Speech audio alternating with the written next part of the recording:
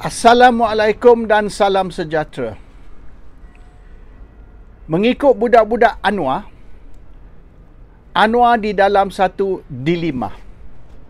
Dia menghadapi satu masalah untuk menentukan bagaimana sepatut dia bertindak. Orang Melayu kata, telan mati mak, ludah mati bapak. Orang putih kata, caught between the devil and the deep blue sea. Ataupun adakah tindakan Anwar ini akan menjadi out of the frying pan into the fire. Ini masalah Anwar. Anwar telah buat janji di dalam dia punya desperation, di dalam dia punya desakan untuk nak menubuhkan kerajaan. Dia telah buat macam-macam janji. Dan janji dia kepada Najib dan juga Zaid Hamidi ialah untuk menyelesaikan masalah kes mereka, dan sekiranya Najib dipenjara, maka mengatur satu pengampunan bagi Najib supaya Najib boleh keluar dari penjara. Dalam beberapa hari saja kerajaan baru dibentuk. Ya, beberapa hari. Iaitu tak sampai seminggu lah. Kalau ikut budak-budak UMNO, mereka kata tak sampai seminggu kerajaan baru dibentuk, Anwar Ibrahim angkat sumpah sebagai Perdana Menteri, maka Najib akan dilepas melalui pengampunan dan boleh balik rumah. Ini semua janji mereka buat. Dan janji ni bukan dibuat selepas pilihan raya, sebelum pilihan raya, awal tahun lepas. Semasa Ahmad Zaid Hamidi dan Anwar Ibrahim mula-mula runding tentang satu pakatan sulit. Bermaknanya setahun dulu ni perundingan dia. Walaupun kerajaan baru dibentuk 4 bulan dulu, tapi perkara ni telah dirunding terlebih awal, 1 year ago. Dan dipersetujui yang sekiranya Najib sangkut tak terlepas, maka mereka akan aturkan satu pengampunan bagi Najib. So Najib boleh keluar selepas, dan pengampunan ni bermaknanya the conviction semua wipe out, tidak ada rekod. Jadi Najib ni macam budak baru lahir lah, bersih, tak ada dosa, tak ada kesalahan. All this was agreed. Dan sekarang dengan bantuan atau sokongan UMNO, Anwar berjaya bentuk kerajaan dan berjaya menjadi Perdana Menteri. Sekarang dia kena deliver. Tapi sekarang dia orang sedar, janji senang, buat not so easy. Sama macam dulu, sebelum menang pilihan raya, kata dia akan bagi EPF lah, inilah itu. Dia kata kerajaan zalim, kerajaan Ismail Sabri zalim kerana tak mau bagi dia orang ambil keluar EPF. Sekarang mereka jadi kerajaan, mereka tahu not so easy, bukan senang nak bagi keluar EPF, sebab kita kena balance, kita kena imbang di antara keperluan sekarang dan keperluan masa pension besok, masa tua besok. So the problem is not as easy as macam dia orang kritik Ismail Sabri Yaakob dulu. Kata ni, kata tu lah, zalim lah dan sebagainya. Hari ni dia tahu kata actually Ismail Sabri was right.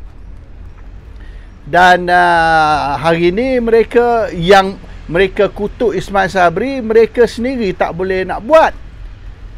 Kes-kes lain. Hari ni saya jadi Perdana Menteri, besok saya boleh turun harga minyak. Hari ni saya jadi Perdana Menteri, besok saya boleh abolish tol, hapuskan tol, dan macam-macam lagi. Dia orang punya gairah ni untuk nak mendapat sokongan, mendapat undi ni, dia buat macam-macam janji yang mustahil.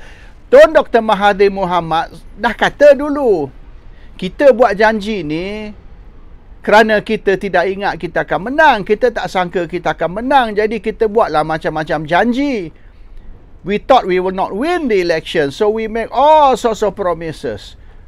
Tapi apabila mereka menang pilihan raya, tak sangka mereka menang, ini tahun 2018 dulu, apabila mereka menang, suddenly mereka sedar, they discovered not so easy. Ini semua janji-janji ni tak boleh kita nak deliver. Kecuali satu saja boleh deliver lah, iaitu hapuskan GST.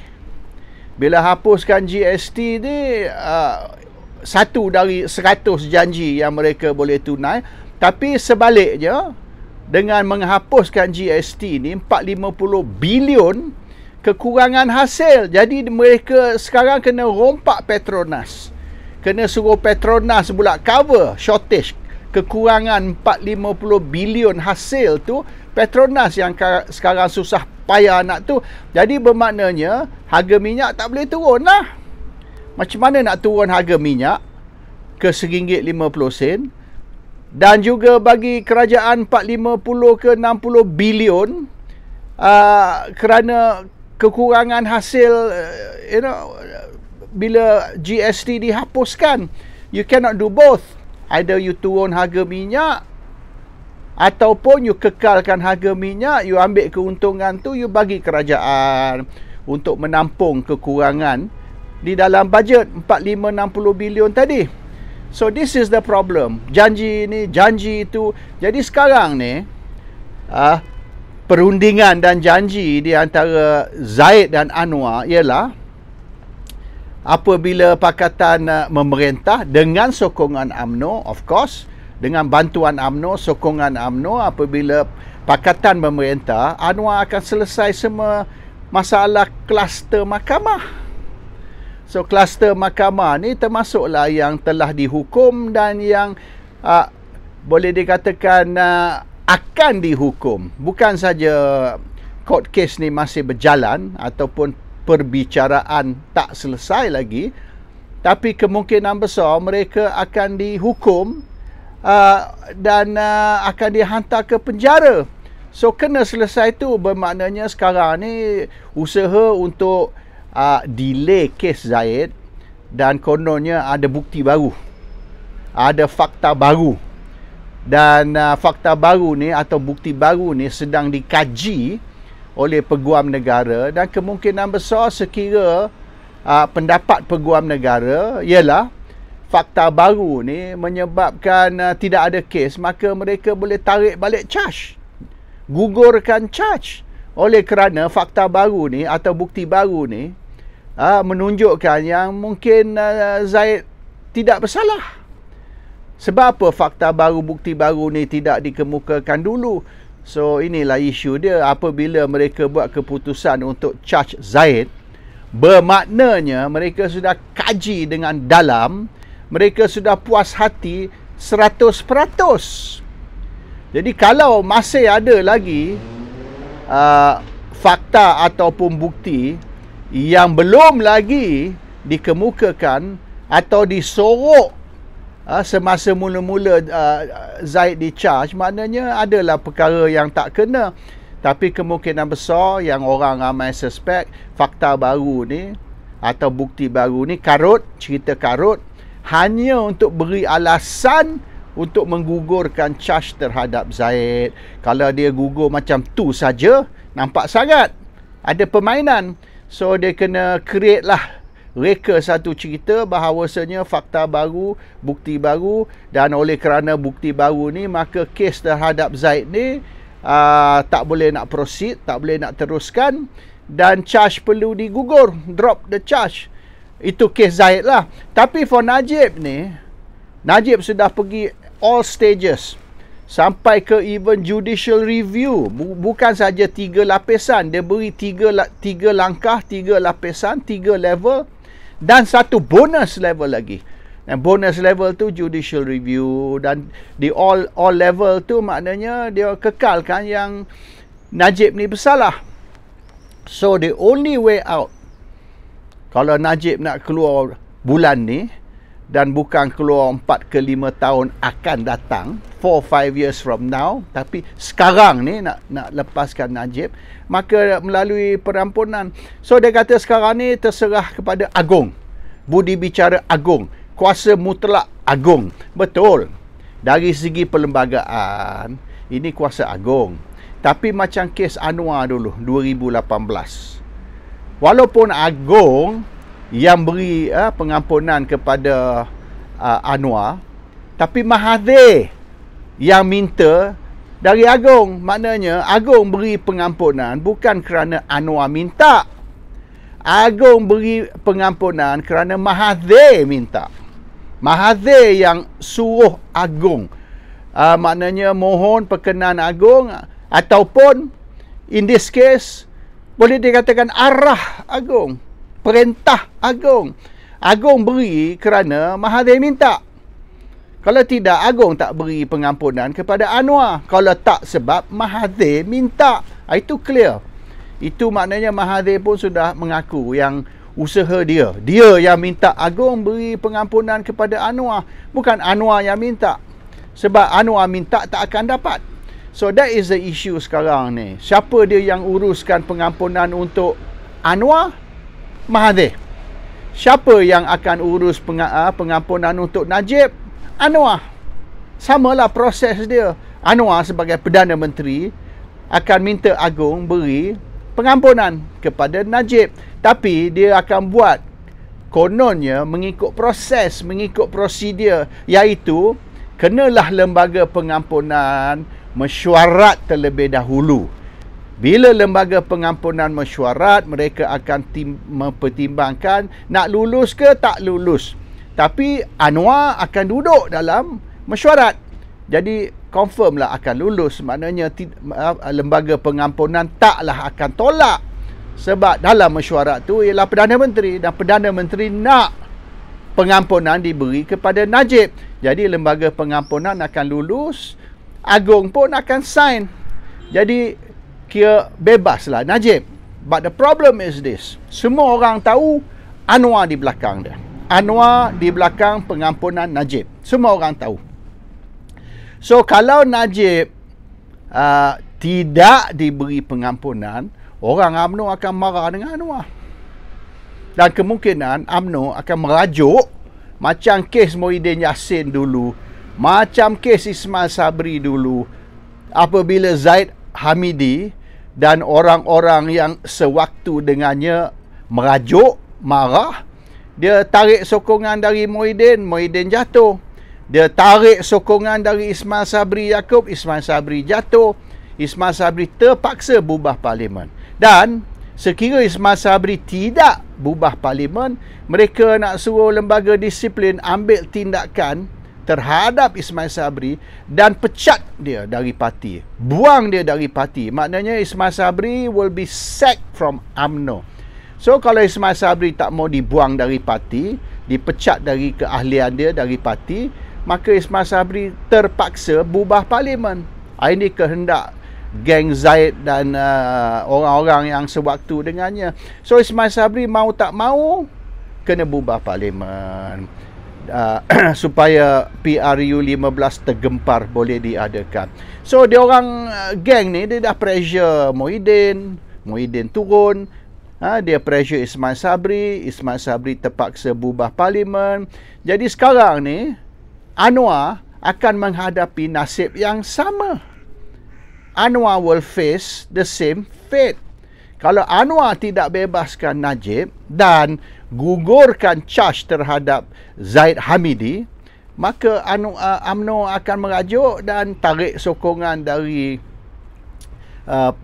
Kerajaan Pakatan Harapan, dan kerajaan jatuh, Anwar pun tidak lagi akan jadi Perdana Menteri. Itu rancangan mereka. So untuk selamatkan diri dia, untuk nak pelihara kedudukan dia, Anwar terpaksa by hook or by crook, tak kisah cara mana sekalipun, Anwar terpaksa menguruskan pengampunan untuk Najib dan charge terhadap Zaid digugur. Tetapi sebaliknya, mungkin UMNO ataupun 26 orang UMNO, tapi saya rasa bukan 26, mungkin dalam berapa belas sahaja dari 26 orang UMNO tu dalam kerajaan, mungkin dalam 12, 13 atau 14 sahaja ahli parlimen UMNO akan puas hati. So you're talking about satisfying maybe tak sampai 15 ahli parlimen. So untuk nak puaskan hati dalam 15 ahli parlimen, you uruskan pengampunan untuk Najib, gugur charge untuk Zaid. Tapi sebaliknya, dari 15 yang puas hati, dalam berapa puluh pula tak puas hati. Dalam UMNO sendiri, 26 tu separuh saja yang sokong Anwar sebagai Perdana Menteri, lagi separuh tak sokong. So kalau kita ambil 26 tu bagi 2 tu, maknanya mungkin dalam 13-14 sokong Anwar, dalam berapa belas lagi tu tak. DAP, ramai dalam DAP tidak sokong tindakan Anwar. So kalaulah kata 14-15 ahli parlimen UMNO sokong Anwar, ada 20 atau mungkin 25 lagi ahli parlimen DAP yang tidak sokong Anwar. Ini masalah dia. Jadi you take one step forward, you take 2 step backward. This is Anwar's dilemma. Ambil 1 langkah ke depan, tetapi akan ambil 2 langkah ke belakang. Bermaknanya jumlah ahli parlimen yang akan tidak sokong ramai lagi dari ahli parlimen yang sokong. So siapa yang Anwar nak beri keutamaan? Ahli parlimen UMNO ke ahli parlimen DAP? Sebab ramai dalam DAP tak sokong tindakan Anwar. Tindakan Anwar untuk nak membebaskan kluster mahkamah dari penjara ataupun dari charge. And this is Anwar's problem. Tapi orang DAP tak bising. Bukan macam orang UMNO. Orang UMNO ni menyalak pagi, petang, siang, malam. Mereka menyalak ni, menyalak tu, buat petition, hantar petition ke Agong, ugut ni, ugut tu. Dan misalan, kalau kita memberi pandangan bahawasanya kita tidak setuju, tidak sokong, mereka maki kita, panggil kita barwah, macam-macam. Dia orang tak apa. Kalau dia orang beri pandangan, kalau dia orang tidak setuju dengan tindakan kita atau kenyataan kita, dia kata itu demokrasi, itu hak kita. Kita berhak untuk bersuara, kita berhak untuk tidak setuju. Tapi bila kita tidak setuju, kita bersuara, mereka panggil kita baruah lah, babi lah, macam-macam. So hak ni, hak untuk bersuara, hak untuk tidak bersetuju bagi mereka saja, bukan bagi kita. Kalau kita buat sama, kita ni baruah. Macam-macam lah dia akan kata terhadap kita. Sampai orang ulama pun dia akan maki. Dia orang benci sangat ulama ni, puak-puak ni, tak tahu sebab apa. Dia maki ulama, dia hina ulama. Dia orang ni takut, ialah mungkin bila mati besok dia tak panggil lah ulama untuk mari semayang jenazah. Mungkin dia akan panggil Lim Kit Siang ke Lim Guan Eng untuk semayang jenazah, sebab geng dia orang sekarang tu. Anyway, the problem is this, Anwar, apa dia nak buat? Dia nak ikut angin UMNO ataupun dia nak dengar suara majoriti. Dan suara majoriti maknanya suara rakyat, ya, suara majoriti, bukan suara ahli parlimen UMNO ataupun pemimpin UMNO. Pemimpin UMNO, ahli parlimen UMNO bukan suara majoriti, itu suara minoriti. Segelintir saja manusia. Mereka kata mereka ni mewakili 3.5 juta ahli UMNO. Tak, first of all, tidak ada 3.5 juta ahli UMNO. On paper saja, atas kertas saja 3.5 juta ahli UMNO. Kalau cek betul-betul 2 juta pun tak ada, mungkin 1 juta lebih. Jumlah ahli UMNO ni sama dengan jumlah ahli PAS. Ahli PAS dengan ahli UMNO ni same figure dia. Tidaklah kata UMNO ni 1 juta ke 2 juta ekstra, tak ada. The membership list kalau PAS UMNO same. Tak usah kira lah Parti Peribumi Bersatu, kira UMNO dengan PAS saja. And they claim 3.5 million, tapi tidak ada 3.5 million, 1 juta lebih. PAS pun 1 juta lebih. Kalau ikut ahli PAS yang tak register, ramai lagi. Ahli PAS kalau tak register tu boleh sampai 2,5 juta, 3 juta boleh tu. Lebih pada UMNO. Far more than UMNO kalau ikut ahli PAS. Anyway, di isu sekarang ni, nak dengar golongan minoriti atau golongan segelintir pemimpin UMNO, ahli parlimen UMNO, atau nak dengar suara majoriti, suara rakyat. Kalau ikut suara rakyat, mereka tak mau Najib dan Zaid dibebaskan. Mereka tak mau. That's a majority voice. Tapi mereka cuba buat propaganda yang bahawasanya menggugurkan charge terhadap Zaid dan membebaskan Najib melalui pengampunan ialah suara rakyat. 3-4 juta rakyat. No, it's not true. Anwar tahu. Anwar tahu if he satisfies the minority, segelintir sahaja, maka yang majority. So for every one satisfied UMNO person, there'll be 10, 20 unsatisfied Malaysian. So you nak mana menang hati satu orang dan 20 orang lagi marah. So you are gaining 1, losing 20. Adakah Anwar nak buat ni? Anwar ni mungkin tidak cerdik, tapi dia bukan bodoh, hanya tidak cerdik. Dan dia tahu the losses is higher than the gain. Maknanya kerugian besar dari keuntungan. Kerugian ni berganda 20 kali, keuntungan 1. So 1 untung, 20 rugi. Kalau dia buat apa yang dia dok fikir nak buat, iaitu beri pengampunan dan gugurkan charge terhadap Zaid. That's going to hurt him very badly. Tapi Anwar sudah janji. Dan sekira Anwar tidak tunaikan janji, maka UMNO akan merajuk. UMNO akan tarik sokongan. So what's Anwar going to do? Ini yang Anwar duduk pening ni. Dan budak-budak Anwar duk cerita ni, Anwar is having a huge headache, sedang menghadapi dilema. Sebab dia tahu telan mati mak, ludah mati bapa, ataupun the choice between the devil and the deep blue sea. Dan adakah Anwar sanggup to jump out of the frying pan and go into the fire, lompat keluar dari kuali, okey, jatuh ke dalam api dan tidak digoreng hidup-hidup, tapi dibakar sampai mati. Is this what Anwar wants to do? Kita tengoklah macam mana Anwar ni sebagai magician, macam mana silap mata dia akan main, dan how he's going to solve this dilemma. Tarik sokongan 1 orang UMNO dan hilang sokongan 20 pengundi yang tidak sokong UMNO. Assalamualaikum. Salam sejahtera.